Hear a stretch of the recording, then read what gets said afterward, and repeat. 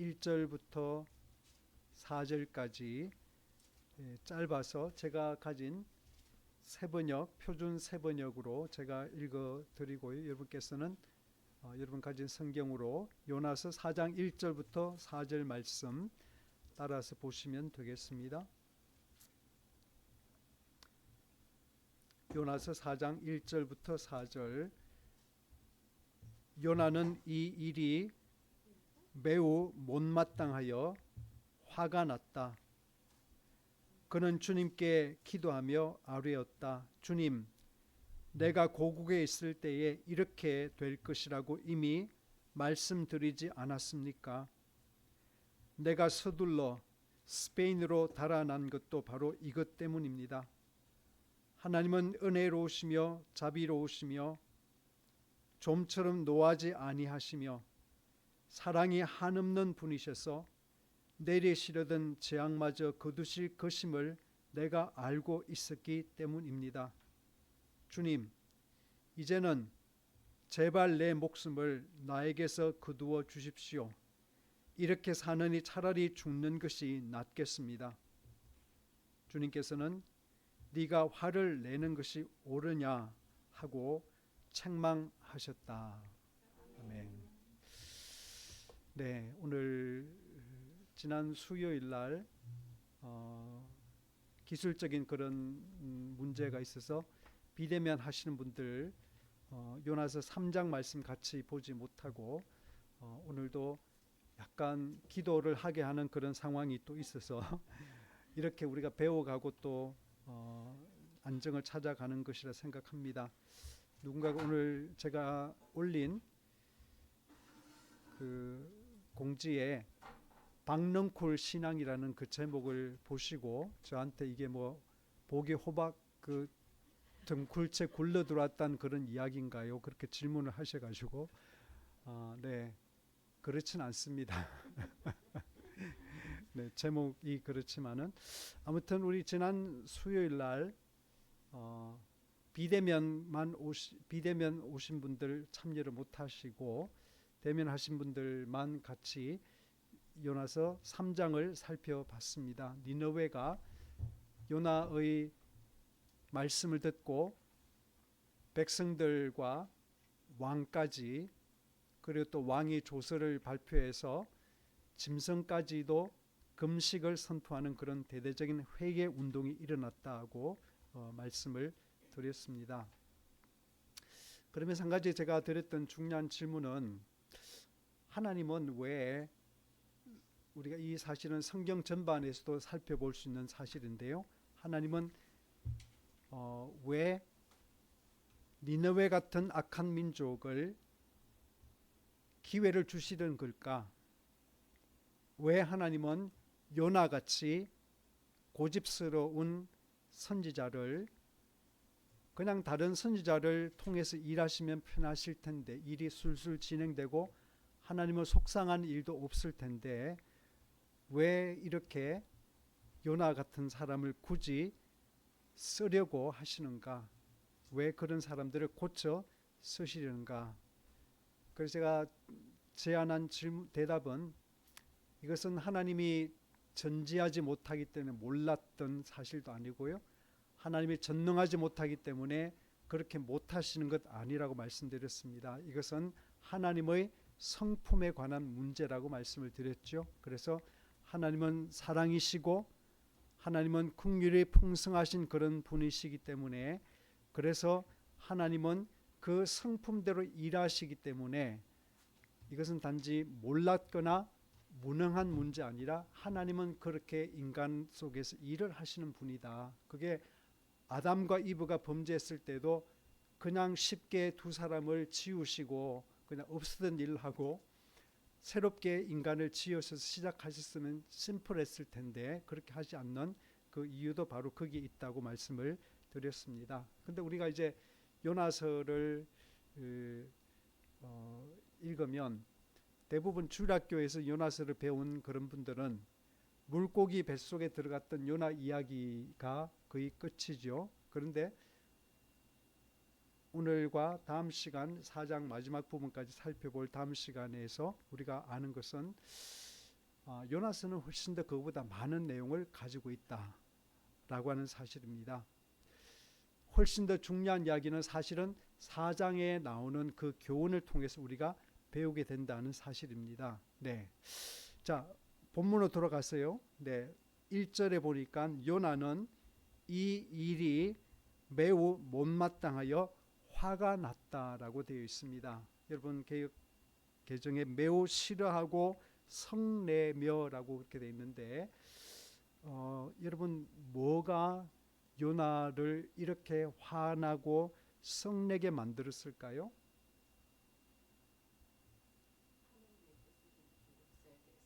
하나님이 뜻을 돌이킨 것에 대해서 또는 니느웨가 회개한 것이 그랬단 말일까요? 아니면 둘 다일까요?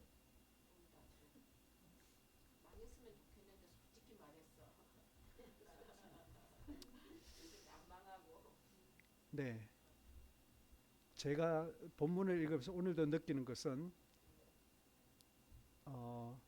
여러분께 질문할게요. 요나가 설교자로서 좀 파워풀한 부흥 강사 같은 그런 분이었을까요? 아니면 저처럼 말도 어눌하고 좀 별로 이렇게 세 번을 들어야지 그 뜻을 이해할 수 있는 그런 설교자일까요? 저 같은 사람일 거라고요? 아니요. 요나는 사흘을 다닐 수 있는 그 큰 성에 하루를 다녔을 때 이 회개 운동이 일어났고 요나는 거기서 멈췄거든요. 그래서 저는 오늘도 이 본문을 읽으면서 제가 고국에 있을 때 이렇게 이런 일이 일어날 거라 제가 말씀드렸잖아요 라고 따지는 그 요나를 보면서 요나는 나름대로 자기 설교가 자기가 전한 그 메시지 지금까지 이스라엘 백성들에게 전했던 그 경험에 비추어서 자기가 어떤 자기를 신뢰하든지 자기 일을 통해서 역사한 하나님의 말씀을 신뢰하든지 어쨌든 요나는 꽤 설교자로서 좀 파워풀한 어떤 그런 설교자였을 거다. 성공적인 그런 설교자, 힘 있는 그런 설교자 그렇게 유추를 저는 하고 싶습니다. 네. 그런데 지난 시간에 듣지 못했던 분들 위해서 다시 말씀을 드리는데 세계 최강대국인 아수르의 수도가 니느웨인데 굉장히 잔인하기로 소문이 났던 그 수도가 어떻게 해서 이방에서 온 선지자 한 사람이 하루 동안 말씀을 전했다고 이렇게 대대적인 회개 운동이 일어났을까라는 그 질문에 대해서 제가 부대 설명을 드렸습니다.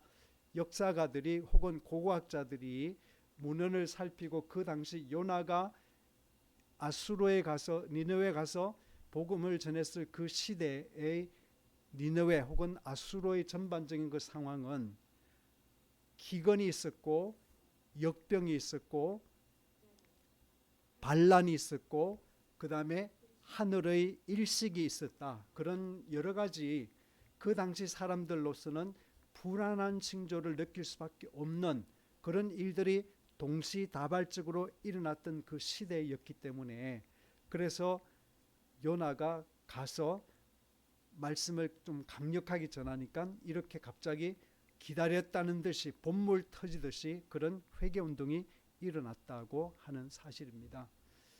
제가 이 본문을 보면서 느끼는 것은 저희들이 미국에 살 때 23년을 미국에 살 때에 교회가 미어 터졌던 그런 때가 두 번 있었습니다. 언제였는가 하면 9.11 테러 나가지고 쌍둥이 빌딩이 무너졌던 그 어마어마한 충격을 받았을 때 교회에 엄청나게 많은 사람들이 미어 터지도록 왔고요. 또 한 번은 그 이후로 조지 부시 대통령이 이라크에 이제 그 알카이다 전쟁을 선포하고서는 그렇죠.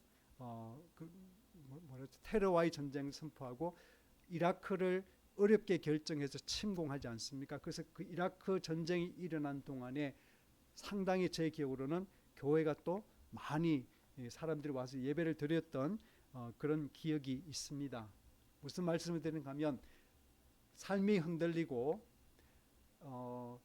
나를 걱정시키는 어떤 그런 큰 일이 닥치면 사람들은 본능적으로 그렇게 신앙적으로 의지하더라 그런 말씀입니다. 그래서 아무튼 니느웨는 그런 준비가 되었던 그런 도시였던 것 같고 그래서 요나가 딱 갔을 때 마치 기다렸던 일들이 일어나는 것처럼 그렇게 회개가 촉발되었다라는 사실을 지난 수요일날 말씀을 드렸습니다.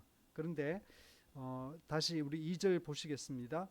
여호와께 기도하여 이르되 여호와여라고 부르고 있습니다. 자, 이게 굉장히 중요한 부분입니다. 왜냐하면 하나님이라고 부른 것이 아니라 여호와여라고 부른 그 부분이 굉장히 중요합니다. 이 그 대화를 그 전반을 볼 때 내가 고국에 있을 때에 이러하겠다고 말씀하지 아니하였나이까. 그러므로 내가 빨리 다시스로 도망하였사오니. 주께서는 이렇게 뒤에 쭉쭉 이야기하고 있습니다. 자, 이 사실로 봐서 요나는 지금 하나님한테 하나님 그때 일 기억하시죠? 제가 물고기 뱃속에 들어가기 전에 하나님 저한테 그 말씀하실 때 제가 말씀드린 기억하시죠? 라고 과거로 돌아갑니다. 그러니까 다시 말하면 하나님과 요나의 갈등은 이미 요나가 다시스로 도망치기 결정하기 전에 갈등이 존재했었다라는 사실입니다. 이게 새로운 사실이 아니에요. 갈등했었고, 그래서 요나가 뭐라고 이야기합니까? 하나님, 제가 이렇게 나올 줄 알았습니다. 영어로 I knew it. 우리 한국말로는 내가 그랬잖아. 뭐 그런 거 있잖아요. 이럴 줄 알았어.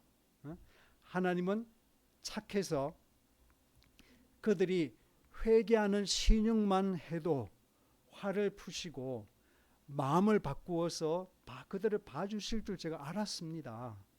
그런데 요나 하는 이야기 뭐죠? 그들은 회개하는 신용만 내는 거지. 이 사람들이 이렇게 진짜 회개한다 그래서 진짜 바뀐 줄 아십니까? 라고 이제 반론을 제기하는 거죠. 그냥 겁을 먹고서 회개하는 신용만 낼 뿐인데 하나님은 정말로 저들에게 이렇게 큰 자비를 베푸시는 것이 맞습니까? 라고 하나님께 항변하는데, 그래서 그게 제일 중요한 단어가 아까 말씀드린 대로 여호와여라는 그 호칭이죠.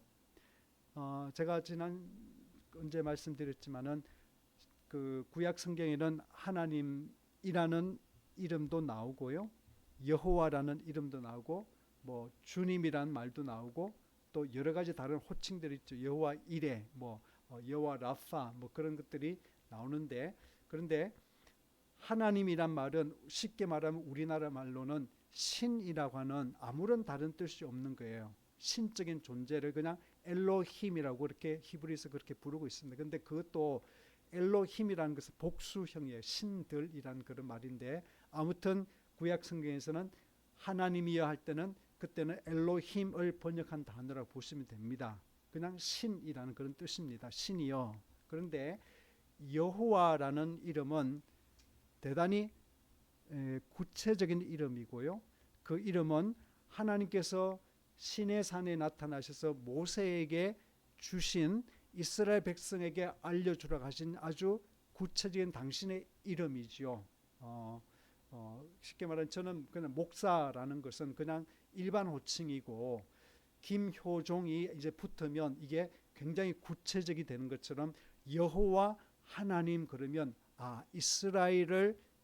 이스라엘과 계약 관계를 맺은 그 하나님을 일컬어서 우리가 여호와 하나님이라고 이렇게 부른다는 말이죠. 그래서 여호와라는 이름이 나올 때는 이스라엘 백성들만 그 호칭을 쓰고, 그것은 굉장히 인격적이고 언약의 관계 속에 주신 그런 이름이기 때문에 그것은 굉장히 그 안에 많은 뉘앙스가 들어간다라는 사실입니다. 하나님은 모세를 통해 이스라엘 백성이 말씀하셨습니다. 내가 이스라엘 백성을 복주겠다. 그렇죠? 그들을 지키겠다. 그들을 세상의 복의 통로로 삼겠다. 그렇죠? 떠나지 않겠다.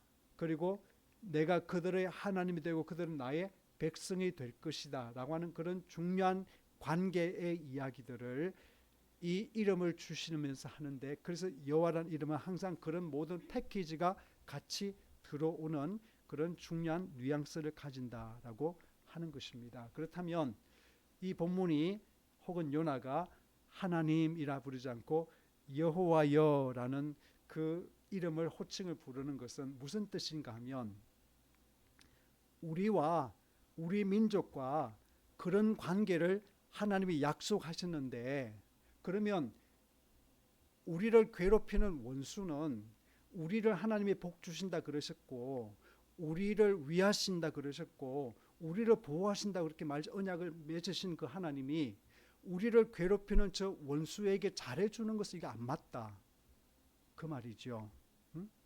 우리를 괴롭히는 원수, 악한 일을 행하는 저 민족을 아끼고 사랑하는 것이 이게 정의관념에 맞지 않다. 여호와라는 그 관계 속 우리는 분명히 그렇게 서로 약속했는데 이게 안 맞다. 정의로우신 하나님께서 어떻게 악과 폭력의 주체에 대해서 회개 한번 했다고 눈 감아 주실 수 있는가?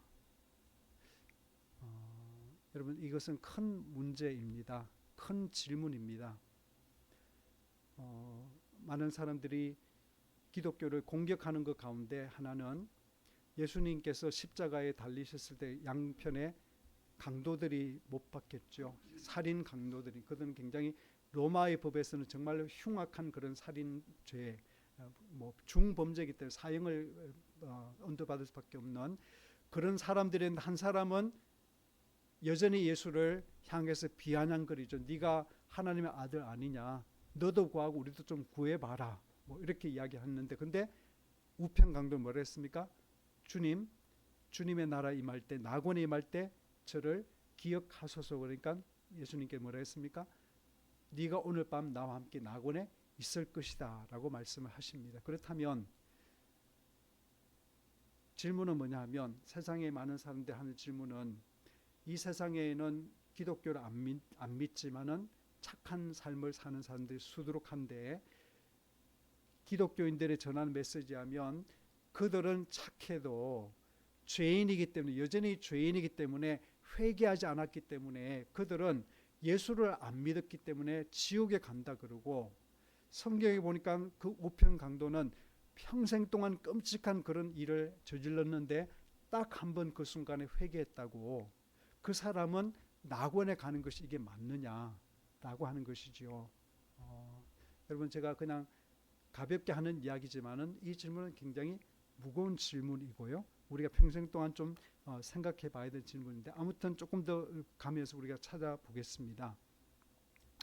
자, 저는 이 본문 속에서 요나가 그 뒤에 이제 3절 그러죠. 주님, 이제는 제발 내 목숨을 나에게서 거두어 주십시오. 이렇게 사나니 차라리 죽는 것이 낫겠습니다.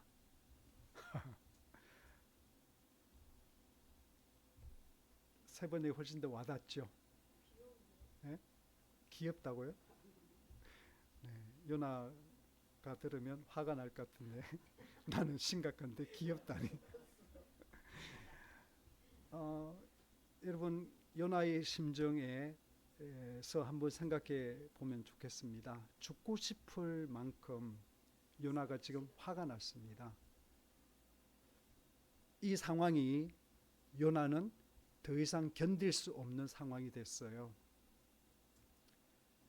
자, 요나가 이렇게 감정적으로 대응하고 죽여주세요라고 이렇게 말을 하나님 앞에 대들면서 그렇게 말을 하는 것 속에서 우리가 한 가지 놓칠 수 없는 사실이 있습니다. 그것은 뭐냐면 요나는 어떤 신을 섬겼는가 하는 사실이에요. 요나에게 지금까지 중요한 그가 믿었던 신은 어떤 신인가, 실체가 드러난다는 것입니다. 여러분, 우리가 한때 다 우리 청년의 때를 지났죠. 그래서 우리가 로맨틱한 그런 영화도 좋아하고 하는데, 예를 들어 어떤 청년이 사랑하는 여인이 생겨가지고 그 두 사람이 서로 뜨겁게 사랑하는데 부모가 반대해서 헤어져라. 그랬을 때 그 청년이 그 부모에게 이렇게 이야기한다 생각해 보시죠. 어머니, 아버님, 저는 그녀 없는 인생은 상상할 수 없습니다 라고 했다면, 그 순간에 적어도 그 청년의 마음속에는 그 사랑하는 애인은 뭐죠? 우상이죠. 신과 같은 그런 존재. 그러니까 그가 모든 걸 바쳐서라도 잃고 싶지 않은 것이고, 만약에 그녀를 잃는다면 내 인생은 아무것도 없는 것이다라고 그렇게 느낄 만큼 무게 중심이 그 한 사랑하는 여인에게 있다 이 말이죠. 요나가 지금 그 이야기를 하고 있는 겁니다. 요나가 분노를 드러내는 것 속에서 우리가 엿볼 수 있는 것은 지금껏 요나는 하나님을 섬긴다고 하고 그 하나님의 이름으로 백성들에게 예언자 노릇하고 그렇게 살아왔습니다. 그러나 이 극한의 상황에서 우리가 요나를 보면서 알게 되는 것은 지금까지 요나에게 살 맛을 준 것이 무엇이었을까? 요나가 최고로 사랑하는 것이 무엇이었을까? 요나가 가장 원하고 신뢰하는 그 마음의 자리에 도대체 뭐가 있었을까? 하나님이 계셨을까? 아니면 그 이외에 어떤 것이 있었을까? 요나가 이 상황에서 하나님은 니느웨 백성들이 기뻐하지요. 니느웨 백성들이 회개하니까 하나님 마음을 어떻게 해서 누그러뜨리고 하나님이 회개하셨다 말씀드렸잖아요. 그렇죠? 니느웨 백성들이 뭐 근본적인 회개를 했겠습니까? 자기 살고자 했겠죠. 겁이 나니까. 지금까지 막 그런 일들이 막 일어나는데 누군가 와서 막 그렇게 크게 막 외치니까 정말 이거구나 해서 겁이 덜컥 나서 이렇게 했겠죠. 그런데 아무튼 하나님은 그 일을 보시고 마음을 돌이키시는 그런 상황까지 갔습니다. 그런데 요나는 그것이 전혀 기쁘지 않았어요. 조금 더 쉽게 설명드리면 아버지 재산을 달라 그래서 현금으로 만들어서 나가서 멀리 가서 다 그렇게 탕진했던 그 둘째 아들이 돌아왔을 때 아버지가 어떻게 해서 그를 받아주셨죠. 근데 그 아들이 완전히 변한 것 아니잖아요. 뭐라고 이야기합니까? 저는 이제 아버지 자식 자격 없습니다. 제가 아버지 일꾼 품꾼 노릇하겠으니까 저한테 밥만 먹여주세요라고 그렇게 이야기했는데, 근데 엄밀하게 말하면 그것은 진정한 회개 아니야. 아버지 마음은 어떻겠습니까? 그래, 네가 잘못을 깨달았으니까 이제부터는 네 품꾼으로 살아 라고 하는 것이 아버지 마음이었을까요? 아니요, 아버지는 안 그랬습니다. 아버지의 진심으로의 마음은 이제 네가 깨달았으니 내가 얼마나 너를 사랑하는지, 네 인생이 얼마나 소중한지 네가 깨달았으니까 내 아들로 바로 살아라고 하는 것이 아버지 마음이었겠죠. 그래서 그 아들을 회복시켜 주잖아요. 그런데 아버지가 너무 기뻐서 잔치를 하니까 큰 아들이 돌아와서 어떻게 했습니까? 나 집에 안 들어가. 아버지에게 가장 기쁜 그날이 큰 아들에게는 가장 화나고 아버지를 이해할 수 없는 그런 순간이 되었다 이 말이죠. 요나의 마음이 바로 그런 마음인 것이죠. 잔치집에 들어가기 거부하는 아버지의 그 경사에 참여하기를 거부하는 큰아들. 제가 오랫동안 아버지 명을 어긴 적이 없이 노예처럼 아버지를 섬겼는데 저한테 염소새끼 한 마리 안 주시더니 아버지의 재산을 창녀와 말아먹은 저 아들이 돌아오매 그에게 살찐 송아지를 잡으셨습니까? 라고 그렇게 바락바락 하나님 아버지께 대드는 그 심정을 요나에게서 우리가 보는 것이지요. 그래서 큰아들의 마음속에 아버지가 제일 소중한 분 아니었죠. 큰아들은 뭐죠? 아버지가 돌아가시면 자기가 차지하게 될 그 재산이 가장 큰 몫이었는데 거기에 살찐 송아지가 떨어져 나가니까 이게 뭐지? 라고 하는 아까운 마음이 든 것이고, 나를 위해 잡은 것도 아니고 저놈을 위해 잡은 것이니까 이게 화가 나는 것이듯이 요나의 마음도 이 상황 속에서 하나님이 기뻐하시는 일 속에서 요나의 분노 어린 그 마음 속에서 요나의 마음 속에는 여호와가 하나님이 아니라 어떤 something else, 어떤 다른 것이 그의 신으로 들어앉아 있었구나라는 것을 우리가 보게 되죠. 그 신이 무엇일까요? 하나님은 온 우주를 지으시고 세상 모든 민족을 다 사랑하시고 이스라엘을 택하신 그 이유는 이스라엘이 하나님을 잘 알아서 그 이스라엘을 통해서 하나님이 어떤 분이신가 하는 것이 세상에 알려지는 것이, 그것이 하나님의 큰 뜻이었죠. 그렇죠? 그런데 요나는 그걸 싫어했습니다. 특별히 니느웨가 회개하는 걸 싫어했습니다. 왜냐하면 니느웨가 건재하는 날 우리가 무사하지 않거든요. 우리가 괴롭힘을 당하는 것이 우리가 위험한 것이거든요. 그래서 이 상황에서 시편, 우리가 지난 1년 반 동안 시편을 쭉 살펴봤는데 시편 기자들도 그런 상황 속에 처했지 않습니까? 악인이 잘 되는 그런 상황, 그렇죠? 막 압제당하고 죽고 싶은 그런 상황 속에 시인들 어떻게 했습니까? 하나님께 가서 자기 감정을 토로하죠. 자기 분노 있었고 불안이 있었고 두려움이 있었고 그런 것들을 가지고 하나님께 나아가서 하나님께 당신으로 기도합니다. 그리고 하나님의 도움을 구하고 기다립니다. 그런데 요나는 그 감정을 하나님께 들고 가서 하나님께 내려놓는 대신에 하나님께 따지고 불신하는 것이죠. 하나님의 그 어떤 선한 뜻, 하나님께서 최종적으로는 이 모든 것을 아름답게 하실 거라는 그 선한 뜻을 불신하면서 따지는 것이죠. 자, 여기서 요나는 이 갈등 속에 있는 겁니다. 민족이냐, 내가 위하는 이스라엘 민족이냐, 내 원수냐. 그래서 요나는 하나님이 내 민족 편을 들어주기를 바랬습니다. 둘 다가 아니라 양자의 택일의 상황에서 내 민족 이스라엘 편이 되기를 바랬습니다. 그런데 엉뚱하게도 원수 편이 되는 것처럼 긍휼을 베푸신 그 하나님을 보면서 그를 어떻게 해서 밀어내고 분노하죠. 주님, 저는 이제 그만 살게요. 저 죽여주세요. 그 이야기 뭐죠? 부모 앞에 자식이 가가지고 저 그만 살고 싶은데 그 말은 뭘까요? 강력한 데모이죠. 여러분, 요나에게 민족에 대한 끔찍한 사랑이 있었습니다. 애정이 있었어요. 근데 문제는 뭐냐 하면 그것이 하나님의 자리에 올라갈 수 있다는 사실을 요나는 몰랐던 거죠. 그것이 신격화되고 절대적인 가치가 됩니다. 그래서 하나님도 그걸 건드리시면 안 돼.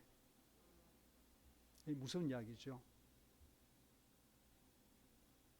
어떤 것도 건드릴 수 없는 핫버튼이 된 거죠. 더군다나 니느웨라는 혹은 아수르라는 그 제국 앞에서 괴롭힘을 당하는 그 민족을 생각하면 너무나 끓어오르는데 어떻게 하나님은 그 괴롭히는 그 악한 민족을 용서하실 수 있는가? 이거 이해가 안 되고 화가 나는 것이죠.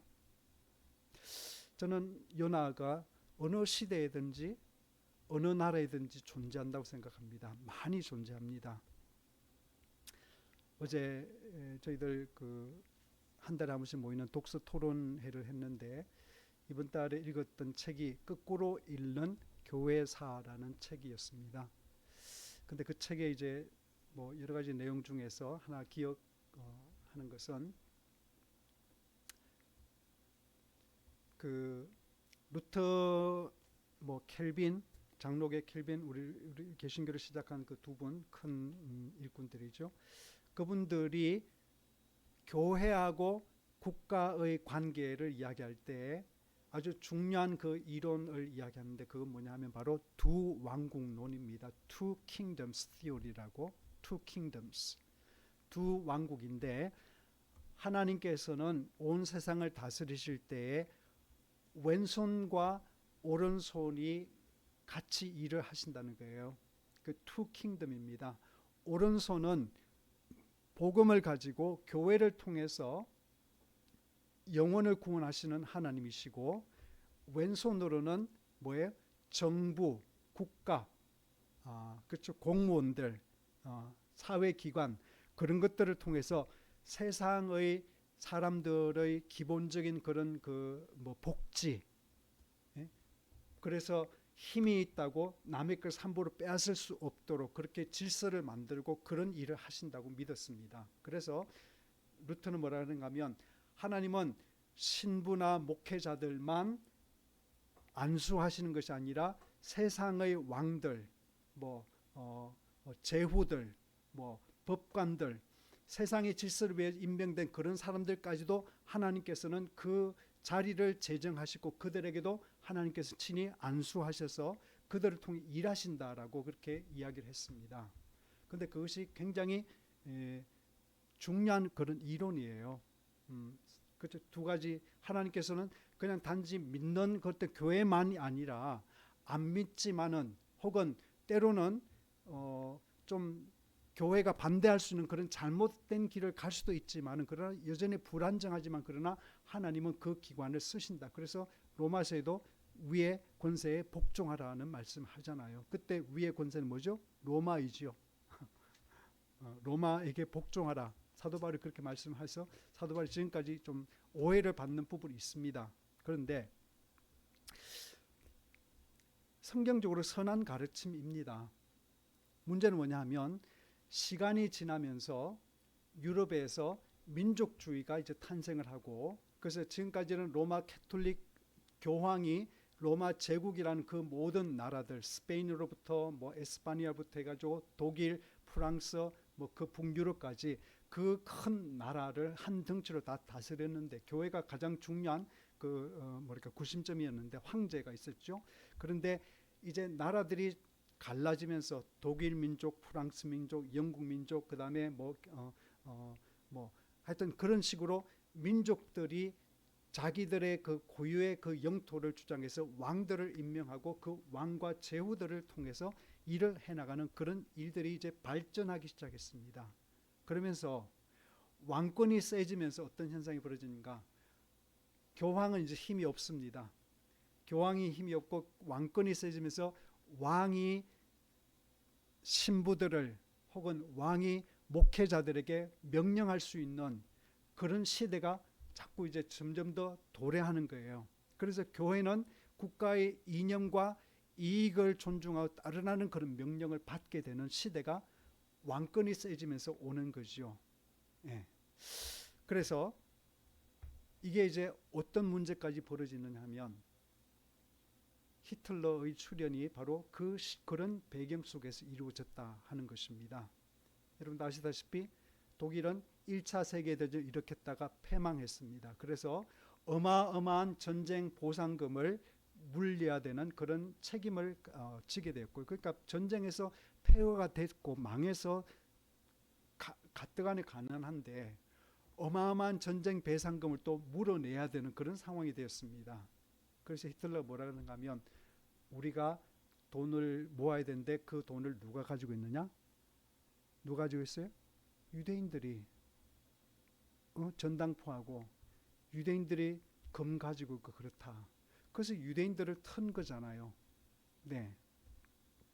그래서 유대인은 우리 민족에 붙어 살면서 우리의 돈을 다 끌어갔던 그런 사람들. 그래서 나라와 민족의 적이 된 것이고, 그래서 유대인에 대한 폭력과 약탈이 정당화되는 그 시간 속에서 루터교회, 독일의 루터교회, 그 다음에 캐톨릭 교회가 같이 있었습니다. 두 교회 다 침묵했습니다. 뭐 보네퍼라든지 뭐 칼바르트라든지 그런 분 몇 분만 거기에 동조하지 않고 핍박을 받으면서도, 그래서 보네퍼 목사님을 순교하지 않았습니까? 그런데 그런 분들은 아주 극소수이고 대다수 99%의 프로테스탄트 캐톨릭 성도들은 히틀러가 하는 그 일이 마치 하나님의 일을 하는 것이냐. 왜냐하면 민족을 위하고 있잖아요. 이미 국가라는 권력이 너무나 세지니까 그 국가가 존망의 위기에 있는데, 국가가 대단히 중요한 그런 이익을 우리가 얻느냐 못 얻느냐 그 기로에 있는데, 거기에 대해서 이게 옳지 않다고 말을 할 수가 없는 것이 됐죠, 교회가. 그래서 많은 교회들이 거기에 대해서 침묵하고 유대인들의 죽음을 그렇게 묵인해 줬던 것이죠. 네, 악한 일이 있을 때 침묵한다는 것은 그 악에 동조하는 것이죠. 네, 악한 일이 있을 때는 악하다고 말을 할 수 있는 용기를 가져야지 그것이 악에 동조하지 않는 것이지, 나는 내 마음속에 그렇게 생각 안 해 하고서 그냥 가만히 있는다는 것은 뭐죠? 그 악에 그냥 동조하고 마는 것이죠.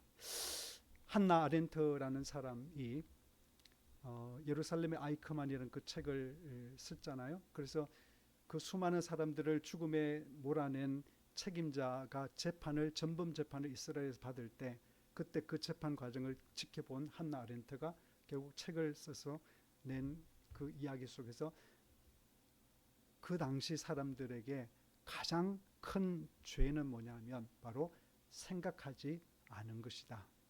정부가 시켰기 때문에 나는 공무원이었고 위에서 시킨 대로 했을 뿐이다 라고 하는 수많은 사람들의 이야기 속에서 내가 해야 되는 그 일이 인류를 위해서 혹은 신앙의 양심에 비추어서 이게 옳은지 옳지 않은지를 생각했었어야 되는데 그 생각 안 하고 그냥 나는 공무원이고 나는 국가가 나한테 돈을 주니까 나는 국가가 시킨 일을 그냥 착실히 하는 거야 라고 핑계하는 동안에 결국은 이렇게 국가가 우상숭배에 빠지고 제국주의가 이렇게 드러나서 600만 명이 되는 수많은 사람들이 죽음을 맞이했다라는 이야기입니다. 박능쿨 신앙이라 해서 오늘 뭔가 좀 통째로 복이 굴러들어온 이야기인가 그렇게 생각하셨던 분도 계실 텐데요. 무거워졌습니다. 근데 저는 솔직히 그렇습니다. 요나서를 읽으면서 이전에도 요나서를 또 다르게 우리 공부를 했었는데요. 이번에 다시 또 다른 책을 통해 읽으면서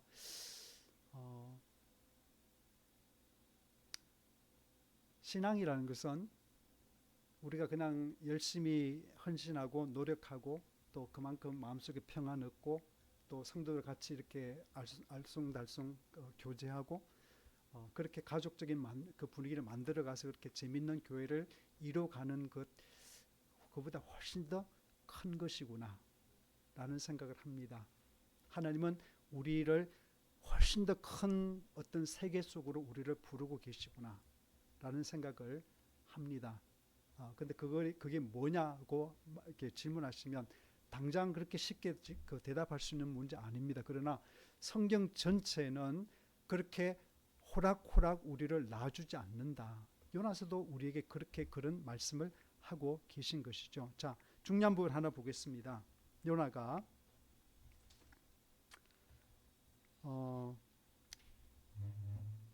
2절에서 주께서는 은혜로우시며 자비로우시며 노하기를 더디하시며 인애가 크시사 뜻을 돌이켜 재앙을 내리지 아니하시는 하나님인 줄을 내가 알았나이다 라고 하는데 여러분 이 부분이 어디서 나오는 이야기일까요? 혹시 여러분 기억하세요? 이 말씀이 어디에 기록이 되어 있는데 우리 혹시 유추가 되시나요? 출애굽기 34장으로 가보실게요. 출애굽기 34장.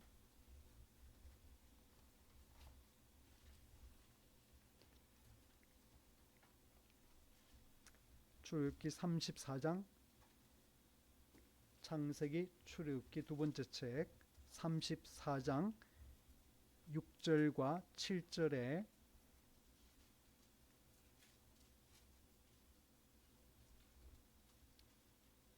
네, 찾으셨어요? 34장 6절 7절 우리 같이 합독하실까요? 시작.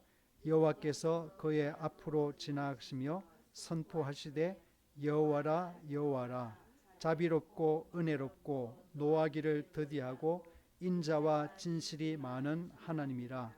인자를 천대까지 베풀며 악과 과실과 죄를 용서하리라.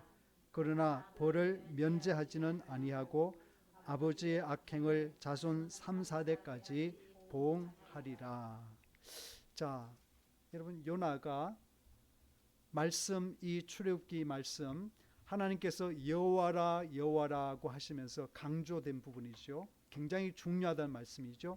나의 이름은 여호와다 여호와다 하시면서 운을 떼시면서 모세한테 하나님 당신이 어떤 성품을 가지신 분인지를 6절에서 아주 엑기스처럼 이렇게 말씀을 하십니다.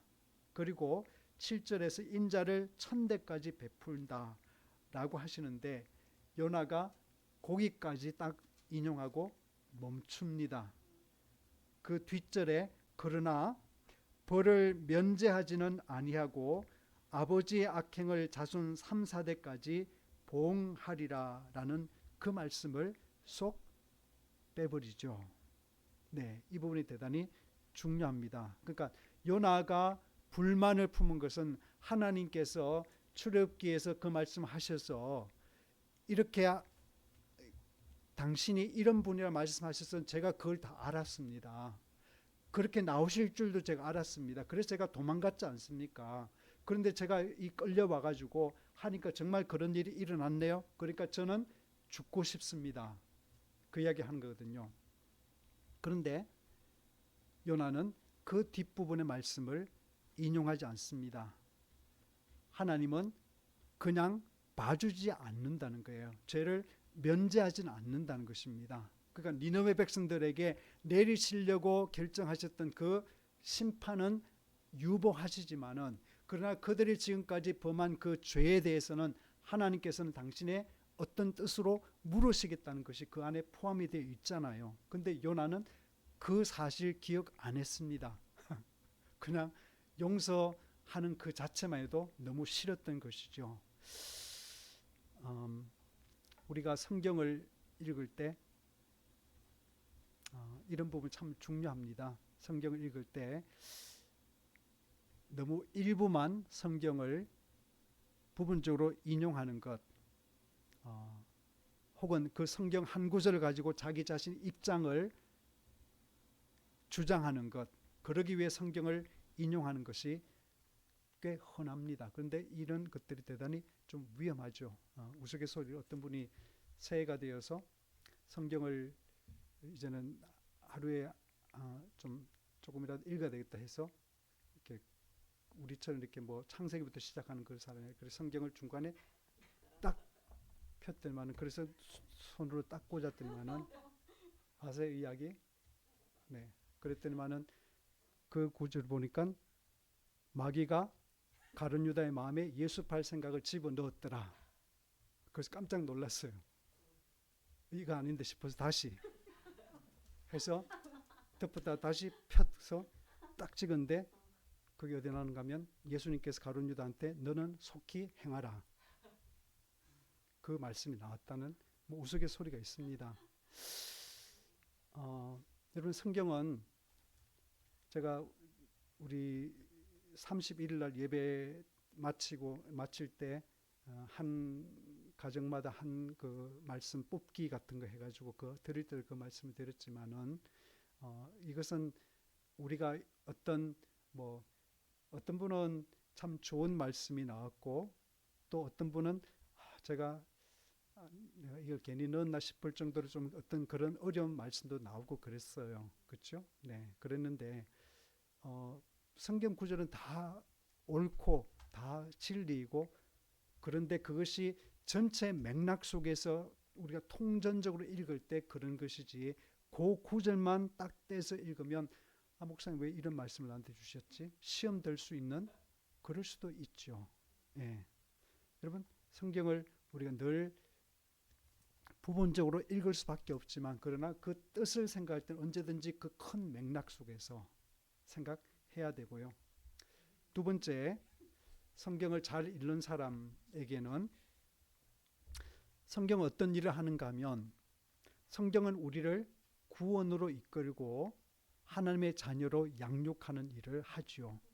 성경을 제대로 읽는 사람은 그렇습니다. 그렇죠?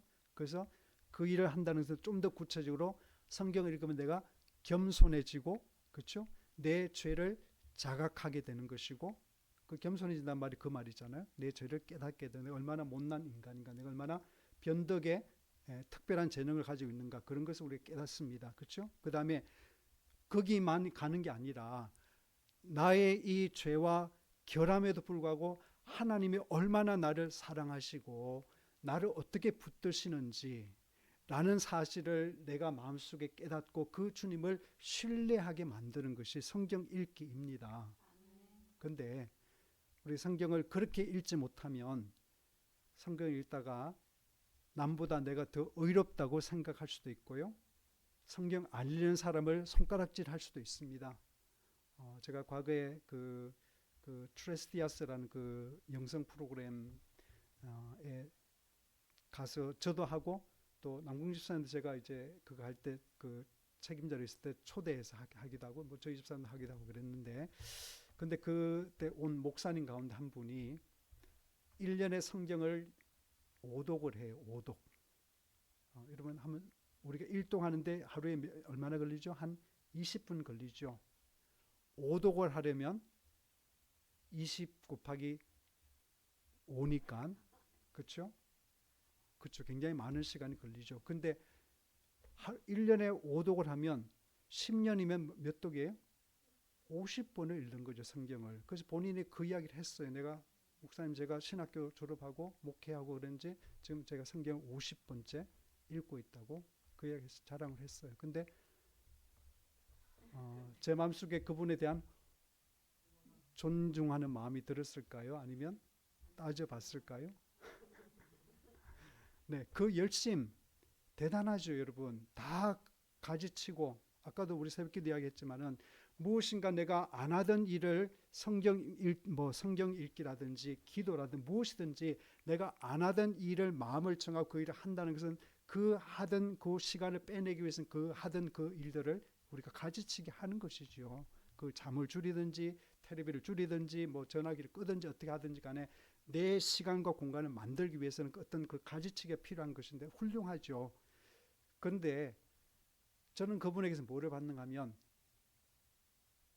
성경 1년에 오독하는 자기 자신이 굉장히 잘난 목사이고, 그렇게 1년에 1독도 못하는 그런 목사들 목사로 취급도 안 하는 어떤 그 오만함을 받습니다. 씁쓸하게도.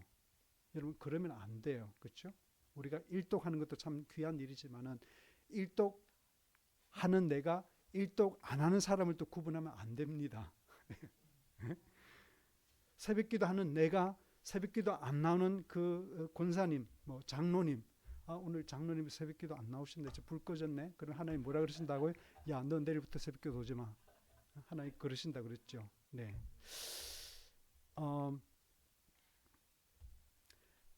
내가 더 의롭다고 느끼고 남과 자꾸 담을 쌓게 되는 그런 성경 읽기는, 이 성경은 우리가 잘못 읽는 것입니다.